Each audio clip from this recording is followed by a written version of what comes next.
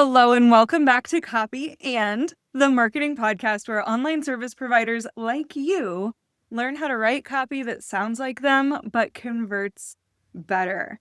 I'm Sam Burmeister. I'm the founder and lead copywriter at Nomad Copy Agency, and I'm your guide on this little copy adventure. As you know, copy is a central piece of all of your marketing. It's the words that sell, whether it's the words that you're speaking, that you're writing, things that go in places that rarely get seen, like the bottom of your about page, can do so much for your brand. So today we are talking about copy and sales psychology basics. And before you go running the other way or wonder if I'm a psychologist, I'm not a psychologist. This is specifically a conversation for service providers who are writing copy in their own businesses who think to themselves, I can write, but how do I write something that sells? How do I make the people who visit my sales pages and opt-in pages and read my emails think, oh my gosh, she knows me so well. I absolutely need this thing that she is buying. That is my goal for you, is to write copy that sounds like you, but converts better. So let's jump in. Today, we're talking about sales psychology and why words persuade. We're talking about sales psychology basics, how to persuade people, how to write copy that converts. And in the next few episodes after this, we're going to talk about how to actually apply the sales psychology that you learned today and put it on your sales pages in a way that makes people say, absolutely, take my money. Sales psychology isn't that scary. It's just kind of the official term for knowing why people buy things. And when you know what motivates your people to buy, you can use words and phrases that resonate with them and guide them to a solution that works for them. Ultimately, I want you to be thinking about sales as a service. Of course, you're selling your services, and those services should serve the goals of your people, but selling to them is truly just educating them on how to get the solution that they are so deeply looking for.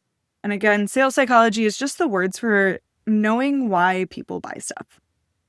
So in this episode, I will keep it pretty surface level, but I'm going to dig into sales psychology basics, some concepts that you can use, and a few practical tips for infusing this into your writing so that you can write copy that converts. Then, in the next couple of episodes, I'm doing a series, so I really want you to stick around and make sure that you like and subscribe so that you get the updates when these come out. But we're doing a full series on sales pages. Specifically, we're going to start with the above the fold. We're going to talk about calls to action and how to make your page super, super clickable. We're going to talk about headings and the psychology behind those headings and all of the elements that go into a sales page that make people buy from you. So let's start with the sales psychology basics. You may remember like social studies or AP Psych or a class from high school talking about Maslow's hierarchy of needs. And if you're a visual person, you can picture a triangle. And it almost looks like the old food pyramid that we had when we were kids, but the bottom of this hierarchy of needs is the basic things you need to survive. That's food, water, shelter. And then when you have those things, you can build on your pyramid and you get things like safety. So you're keeping yourself alive and you're keeping yourself safe. Then after that come your social needs like love and self-esteem. And then finally, the tippy top of Maslow's hierarchy of needs is self-actualization. And to define that, it's basically, how do you feel that you've reached your full potential? And we are not typically selling food, water, and shelter. Those are basic rights for all humans. We're not typically selling safety, but typically in the people that I hang out with and the people that I write for and the businesses who sell things, they're selling basically commodities, whether those are services or products, but those are fulfilling those top parts of the needs, which is their need for love, self-esteem, and self-actualization. What's relevant here is that every decision that buyers make is an emotional decision. Does that mean that you need to drive into people's negative emotions? No, it actually means quite the opposite. When we say that people are emotional buyers, it means that people buy their potential. You very rarely purchase something because you just need it. You purchase something because of what it means to you. So if we think about what we do when we go shopping, we buy something not because we need a shirt. Typically, we have shirts. Even if you say, oh, but I need it for an event, you probably have a shirt. It's just not a shirt that's going to give the message that you want to give at the event that you're going to. So it's still an emotional decision of who do I want to present myself as? So when we think about these emotional decisions, it's what is really motivating people when they're purchasing. And we want to lean into this positive side, because if you are catering to people on what and selling what doesn't motivate them and what they're moving away from, we think of this, it's called the carrot and the stick. You can picture a bunny rabbit with a leash around its neck or a collar around its neck with a carrot dangling in front of it, and then somebody chasing after it with a stick. That rabbit's going to stop running when the person stops chasing them. But how are they going to continue to move forward as an act of their own volition is going to be they're chasing the carrot. So when you're selling a service, you want to be selling the carrot. You want to be selling their potential and what's happening in front of them. Because just like the rabbit, we are going to make decisions based on who we can become, what we will achieve in the future. And that's where this sense of community and self-actualization and belonging and love and potential live, is in the front, not in the back, not behind us. So specifically in psychology, we're lighting up the parts of the brain, the limbic system, that make emotional decisions. And we want those to be positive decisions. Funny enough, the limbic system is also where your fight or flight, fawn, and one other one, are also living. So we don't want to activate the other parts of the brain that doesn't foster great buyers. So how do we do this then in our copy? We want to play to people's desires in our copy, speaking to their potential and their future. And we also want to speak to their logic, because we think we make logical decisions, but we tend to make decisions based on emotion. So we want to play on both logic and their desires.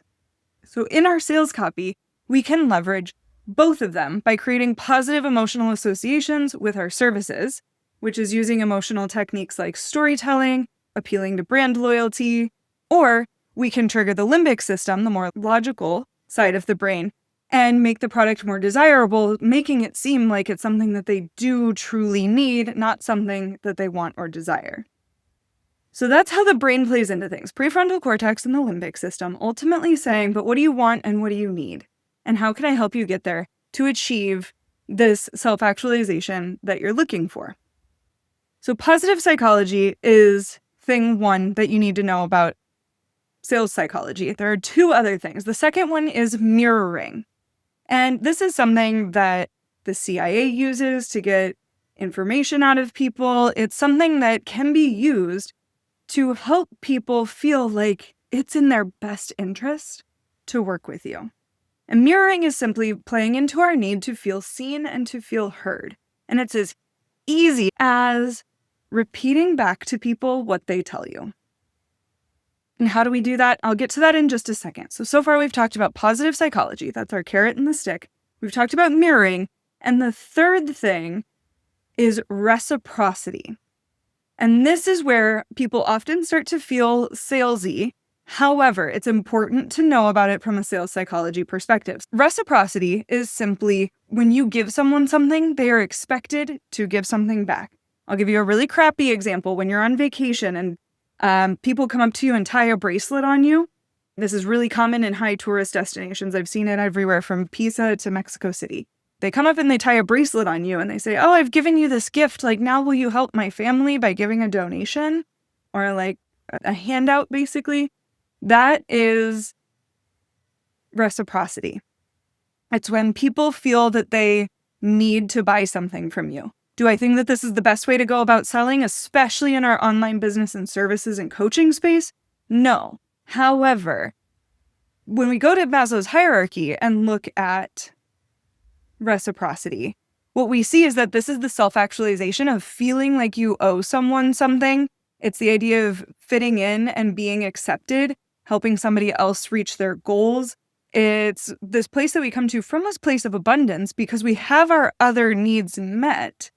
However, oftentimes in sales, reciprocity is not the best way to go. So I told you we would come back to some examples of using positive psychology, mirroring, and reciprocity. How can you use this? The first way to use this is to understand your ideal audience. And I know everyone always says, ask your audience. However, market research is arguably one of the most important things that you can do, not just of your current audience, but of your future audience.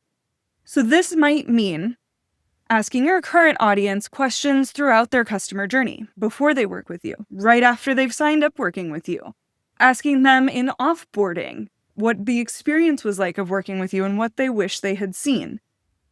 It means asking questions on your intake forms. It may mean surveying your list at random or at least once a year.